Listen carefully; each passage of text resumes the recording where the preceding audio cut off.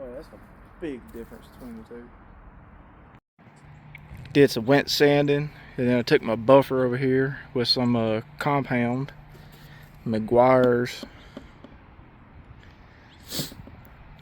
and I did the top here, the whole top of the fender. You can see where my paint gun started screwing up. All this right here where I wet sanded it and it all came up. That's okay though. It was my first go around. And then you can see where I haven't done it here. And over here I've only done the compound, I haven't done a polish. And this right here was a run that when I wet sanded it came out. Don't look half bad though.